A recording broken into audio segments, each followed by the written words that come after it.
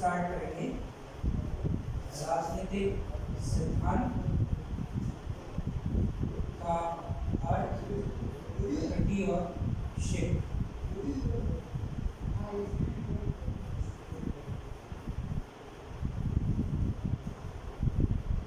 सबसे पहले हम बात करते हैं राजनीतिक सिद्धांत के अर्थ के बारे में। राजनीतिक सिद्धांत के अर्थ को समझने के पूर्व हमें सबसे पहले ये जानना जरूरी है कि राजनीति का अर्थ क्या है, या हम राजनीति किसे कहते हैं। राजनीति को परिभाषित करना अपने आप में एक बड़ा कठिन काम है, और वह इसलिए है क्योंकि राजनीति एक ऐसा शब्द है जिसकी बात एक आम आदमी भी करता है, चौराहे पर बैठे हुए आदमी भी करते हैं, रिक्शा चलाने वाला व्यक्ति भी करता है, पान की दुकान करने वाला व्यक्ति भी राजनीति की बात करता है, और हम जो क्लास में राजनीति के बारे में अध्ययन और अध्यापन करते हैं, हम भी राजनीति की बात करते हैं। क्योंकि हर आदमी राजनीति से कहीं न कहीं कनेक्ट है, जुड़ा हुआ है, और वह राजनीति के बारे में चर्चा करता है। इसलिए राजनीति के अर्थ को समझना बड़ा कठिन काम है। राजनीति का कनेक्शन हर व्यक्ति से है। जैसा कि राजनीतिक विज्ञान के पिता जिन्हें कहा जाता है अरस्तु, उन्होंने कहा था कि राजनीति मनुष्य की एक स्वाभाविक गति है, और उन्होंने कहा कि अगर कोई भी व्यक्ति ऐसा नहीं है जो राजनीति के बिना रहता। क्यों? क्योंकि हर व्यक्ति समाज में रहता है, समूह में रहता है, और जब वह समूह में रहता है तो समूह में रहने के कारण से उसे कई प्रकार के संघर्षों का सामना करना पड़ता है, और उन संघर्षों के समाधान का मार्ग राजनीति से होकर के निकलता है। इसलिए अरस्तु ने यह माना कि मनुष्य जो है वो स्वाभाविक रूप से एक राजनीतिक प्राणी है, और वह राजनीति से किसी न किसी रूप में जुड़ा हुआ रहता है। ये बात भी समझने की है कि मनुष्य क्यों सामाजिक प्राणी है, क्यों वह समूह में रहता है। इसे भी अरस्तु ने स्पष्ट करते हुए बताया कि हम जो सब मनुष्य हैं, हमारी सबकी अपनी अपनी सीमित क्षमताएं हैं, सीमित योग्यताएं हैं, और सबकी पृथक पृथक योग्यताएं हैं। किसी में कुछ करने की काबिलियत है, किसी में कुछ करने की काबिलियत है। कोई भी एक व्यक्ति जीवन के संपूर्ण कार्य नहीं कर सकता। इसलिए समाज में हर व्यक्ति को दूसरे व्यक्ति की आवश्यकता होती है।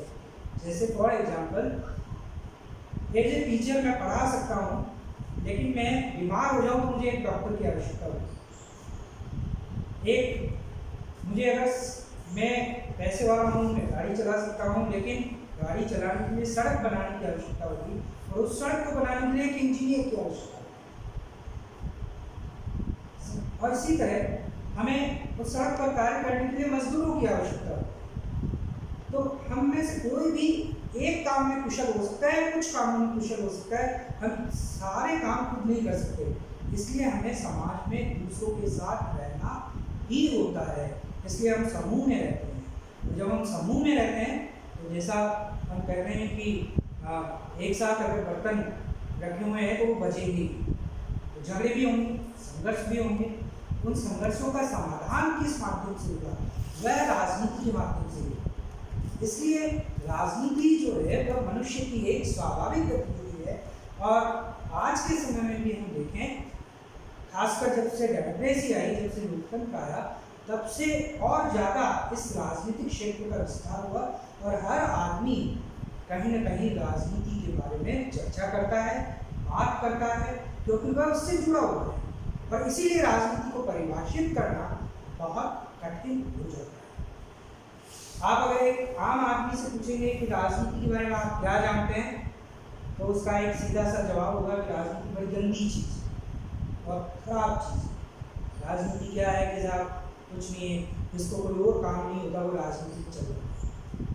एक हेय दृष्टि से आम आदमी उसको देखता है। क्या है साहब, राजनीति में कोई किसी का सगा नहीं होता, राजनीति क्या है साहब, कुर्सी का खेल है, कि क्या है साहब, भाषणबाजी के सिवाय कुछ नहीं होता। हाँ? तो एक जैसे एक अंग्रेजी में एक कहावत है, एक फ्रेज है कि politics is the last resort of the स्काउंडर्स।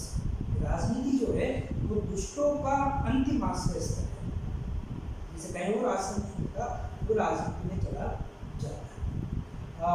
Ernest Ben एक विद्वान हुआ है, उसने ये कहा है कि राजनीति हम एक ऐसी चीज है जिसमें हम पहले तो एक मुसीबत को ढूंढ के लाते हैं, फिर हम कुछ हो ना हो कहीं ना कहीं से उसको पकड़ के लाते हैं और फिर जैसे तैसे उसका निदान करते हैं। लेकिन वो निदान पूरा नहीं करते, वो निदान ऐसा करते हैं कि उसमें फिर कोई ना कोई बीमारी हो जाए, फिर कोई ना कोई नई मुसीबत पैदा हो जाए। तो राजनीति एक ऐसी प्रक्रिया है अर्नेस्ट बेन के अनुसार जिसमें हम कोई ना कोई मुसीबत ढूंढते हैं, उस मुसीबत का निदान करते हैं, लेकिन वो निदान ऐसा करते हैं कि उससे एक नई मुसीबत पैदा हो जाती है। तो कुल मिलाकर आम आदमी के नजरिए से अगर हम देखें तो राजनीति एक बड़ी हेय चीज़ है, बड़ी हिकारत से देखी जाने वाली चीज़ है। लेकिन प्यारे विद्यार्थियों, हम जो राजनीति की बात अध्ययन अध्यापन के रूप में क्लासरूम में बैठ कर रहे हैं, अगर हम उसे एक हिकारत की नज़र से देखेंगे फिर हम उसे पढ़ेंगे नहीं। हमें तो राजनीति से प्यार करना पड़ेगा और करना भी चाहिए, क्योंकि राजनीति वास्तव में बुरी चीज़ नहीं है। जैसा मैंने अभी अरस्तु के माध्यम से आपको बताया कि राजनीति ही वो मार्ग है जिससे आप समाज में विभिन्न समूहों के बीच के संघर्षों का समाधान कर सकते हैं, उससे आप बचकर के निकल नहीं सकते। तो राजनीति का हमारे लिए अर्थ क्या होना चाहिए? अब यहीं पर हमें डिफरेंस करना पड़ता है कि एक आम आदमी राजनीति के बारे में क्या सोचता है और एक राजनीति का जो अध्येता है वो राजनीति के बारे में क्या सोचता है। इसमें एक अंतर है। एक ऑटो वाला जो पॉलिटिक्स की बात करेगा, एक पान की दुकान वाला जो पॉलिटिक्स की बात करेगा, और हम जो पॉलिटिकल साइंस के स्टूडेंट हैं, हम जो पॉलिटिक्स की बात करेंगे, हमारे और उनके बीच में एक बहुत बड़ा अंतर होगा। तो वो अंतर क्या है? वो अंतर यह है कि आम आदमी के लिए राजनीति केवल एक एक्टिविटी है, एक क्रिया है, लेकिन हमारे लिए राजनीति एक प्रोसेस है, एक प्रक्रिया है। आम आदमी के लिए वो गतिविधि है, अंग्रेजी में कहें कि वो एक एक्शन है। हमारे लिए पॉलिटिक्स एक प्रोसेस है। एक्शन और प्रोसेस में एक अंतर होता है, गतिविधि और प्रक्रिया में अंतर है। गतिविधि का तो मतलब है कोई भी क्रिया जो हम कर रहे हैं, जैसे साइंस में हम कहते हैं कि कोई भी वायर बल लगाने से अगर कोई जो वस्तु है उसकी स्थिति में परिवर्तन आता है, वैसे हम क्रिया कहते हैं। तो कोई भी काम जो हम कर रहे हैं वो क्रिया है, एक्शन है, गतिविधि है। हंसना, रोना, पढ़ना, ये सब गतिविधियाँ हैं। इसी तरह से पॉलिटिक्स आम आदमी के लिए गतिविधि है, लेकिन हमारे लिए वो एक प्रक्रिया है। प्रक्रिया क्या होती है कि हर वो गतिविधि जिसके करने की कोई एक निश्चित मेथडोलॉजी है, कोई एक प्रविधि है, उसको हम प्रक्रिया कहते हैं। तो इस रूप में हमारे लिए राजनीति एक गतिविधि ना होकर के एक प्रक्रिया है, अर्थात वह एक ऐसी गतिविधि है जिसकी कोई एक निश्चित मेथडोलॉजी है, प्रविधि है, उसकी एक प्रक्रिया है, प्रोसेस है।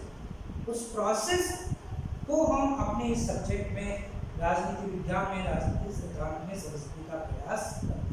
अब वो प्रक्रिया क्या है?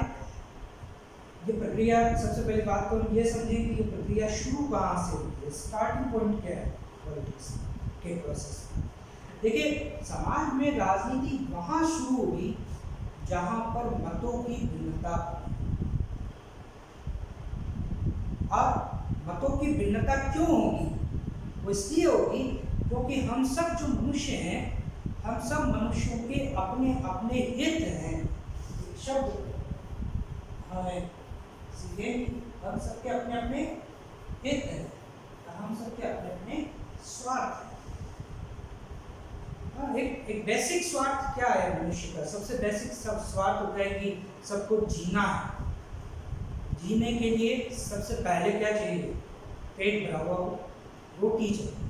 रोटी को बड़ा रोटी सबसे पहली आवश्यकता है। अगर अगर आदमी भूखा है तो वो दूसरे की रोटी छीनने का प्रयास करेगा।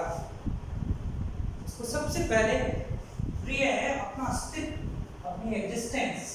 आज कोरोना के संदर्भ में भी अब देखें तो हम सब ऐसी खबरें पढ़ रहे हैं। हर आदमी किसके लिए संघर्ष कर रहा है? पहला संघर्ष ही हमारा अपने एग्जिस्टेंस के लिए, अपने अस्तित्व के लिए। और अगर हमें अपना अस्तित्व बचाना है तो हमें क्या चाहिए? रोटी चाहिए। चलिए, रोटी की बात पूरी हो गई, फिर क्या चाहिए? तन ढकने के लिए कपड़ा चाहिए, फिर मकान चाहिए, फिर दूसरी आवश्यकताएं पैदा होती चली जाएंगी। लेकिन हम सबके अपने अपने स्वार्थ हैं और हम उन स्वार्थों से बंधे हुए होते हैं। लेकिन समाज में कुछ लोग ऐसे होंगे जिनके समान हित होंगे,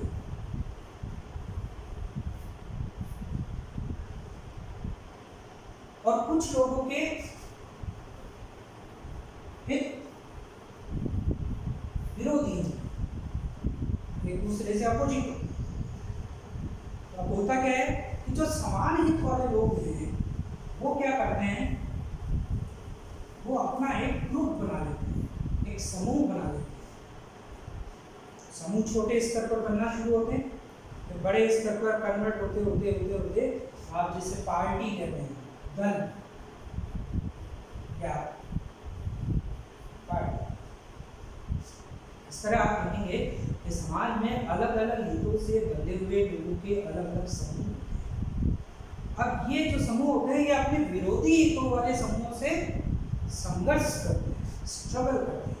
मत भिन्नता, एक मत भिन्नता के आधार पर उनमें आपस में संघर्ष होता है। जैसे मान लीजिए जैसे कई सारे प्रॉब्लम्स हम अपने उसमें समाज में देखते हैं।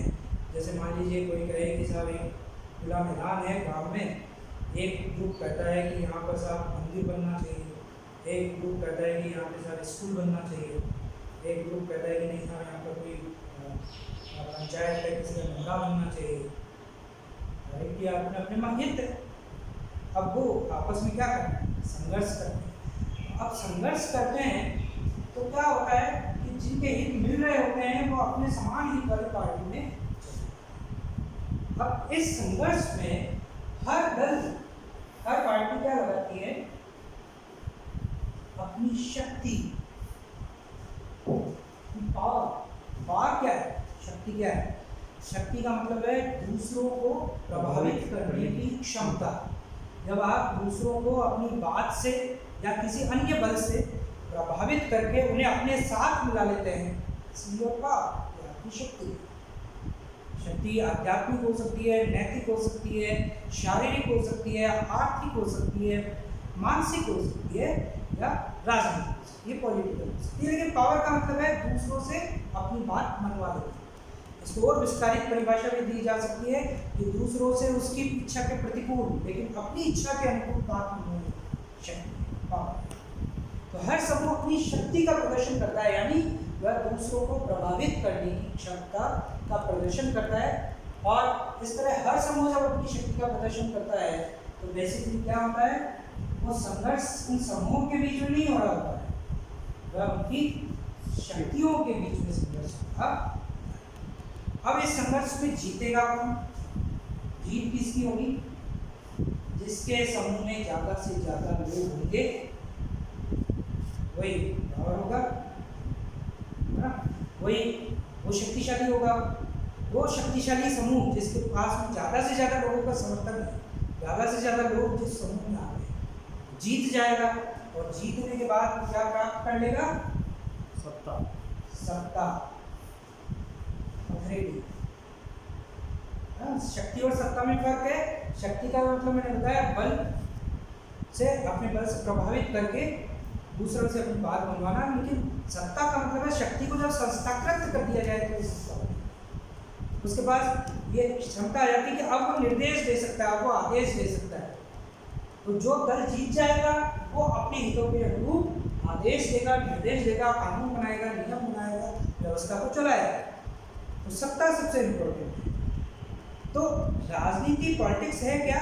कि समाज के विभिन्न समूहों के बीच में होने वाला सत्ता की प्राप्ति के लिए होने वाला शक्ति का संघर्ष राजनीति है, पॉलिटिक्स है। और ये संघर्ष केवल सत्ता प्राप्ति पे खत्म नहीं होता डेमोक्रेसी में, बहुत जरूरी है कि अपनी सहमति भी निर्मित करें, क्योंकि लोकतंत्र में ये जरूरी नहीं है कि आपने सत्ता जिस दल ने प्राप्त कर ली वो जनता से अपनी बात मनवा ले, क्योंकि आपको अब उन लोगों को भी साथ लेके चलना होता है जो आपके सपोर्ट में नहीं है। तो आपको क्या हासिल करनी होती है, एक शब्द और आता है औचित्यता की स्थिति, लेजिटिमेसी जिसे अंग्रेजी में हम कहते हैं, कि सत्ता प्राप्त करने के अगला स्टेप ये होता है राजनीति में कि सत्ता प्राप्त करने वाला जो समूह है वह अपने निर्णयों को उचित ठहराकर जनता से समर्थन प्राप्त करता है या जनता उसके निर्णयों को उचित मानकर स्वीकार कर ले, ये उचितता की स्थिति है। तो अब अगर एक सेंटेंस में हमें पॉलिटिक्स को परिभाषित करना हो तो हम क्या करेंगे कि राजनीति समाज के विभिन्न समूहों के बीच सत्ता की प्राप्ति के लिए होने वाला शक्ति का संघर्ष और सहमति निर्माण की प्रक्रिया है। यही